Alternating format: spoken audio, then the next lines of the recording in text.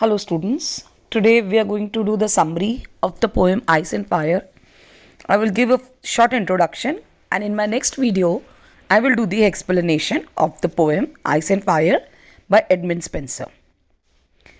Now Ice and Fire, it's a 14-line sonnet that conforms to the pattern of a traditional Spenserian sonnet. This form of sonnet writing was pioneered by the poet himself, that is Edmund Spenser, and is marked by 3 interlocking quatrains and a concluding couplet. The lines have a rhyme scheme of AB, AB, BC, BC, CD, CD, and EE. The first 12 lines pose 3 different questions to the readers. These are then answered in the final couplet. The sonnet is composed in iambic pentameter. This means that each line contains 5 sets of 2 beats. The first of these beats is unstressed and the second stressed. This sonnet, My Love is Like to Ice and I to Fire, is also known as Amorety 13 or sonnet number 30 in the volume of poems, that is Amorety. It was one of the 89 sonnets Spenser wrote to celebrate his marriage to Elizabeth Boyle. Due to these passionate love lyrics, Spenser's poetry has come to represent true passion displayed through a fresh form. The poem begins with the speaker stating that he is like fire and his lover is like ice. Although they are different from one another, the love is strong. It becomes clear as the poem progresses that it is due to their differences that their love succeeds. The first 3 sets of 4 lines contains the question which the speaker Spenser himself poses to the reader. They are not meant to be answered, so they can be called as rhetorical questions. Instead, they are included to emphasize the miraculous nature of their relationship. The woman's ice is not melted by his fire, nor his fire is subscribed, or we can say allayed by her cold. The poem concludes with a couplet that answers all of speaker's questions. It is the love that has given their relationship the power it needs to succeed. Love has the ability to overcome all type of kinds.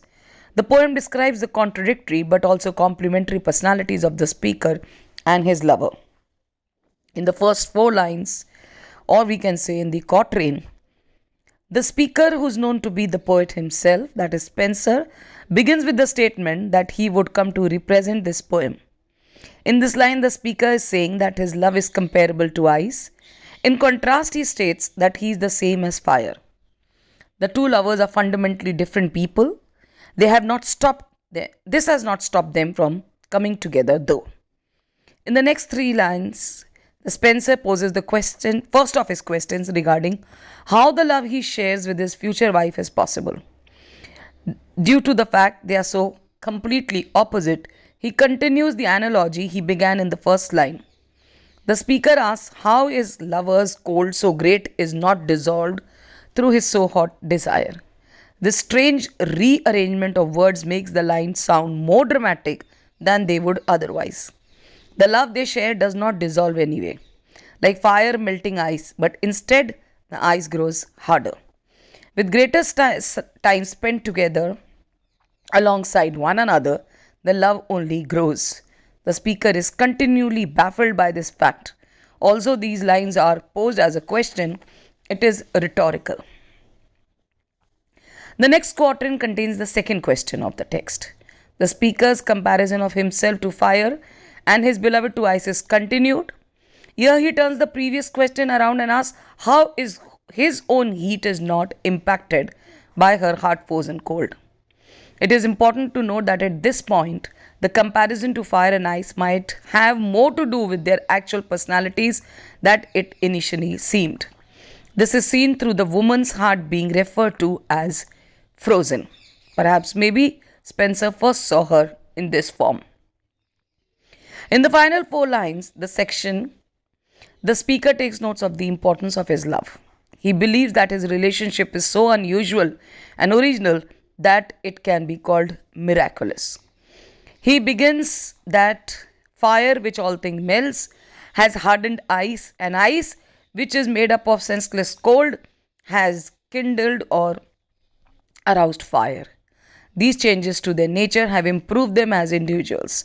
Together, they are different, yet they are one. The final couplet works as all of Spenser's conclusion.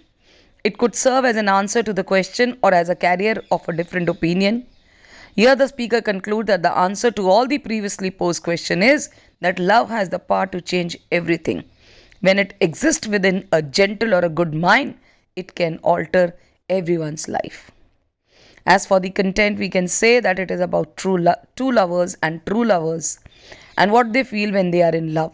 Reading the sonnet, we know that the person who is narrating is someone who loves a woman. We know as well that it takes place in an imaginary place in the lover's mind. This makes you understand that real love can change the logical order of things because fire doesn't make ice melt and ice doesn't calm fire. In fact, it is totally opposite. In the case of language and style, the poet uses some words to bring the subject to life. They are hot, cold, freeze, hard, frozen, etc. The vocabulary of the poem is really expressive and rich because it is full of adjectives that describe the themes that appear in the poem. About the poet and the way of explaining what he has, he talks in a very original way about the subject.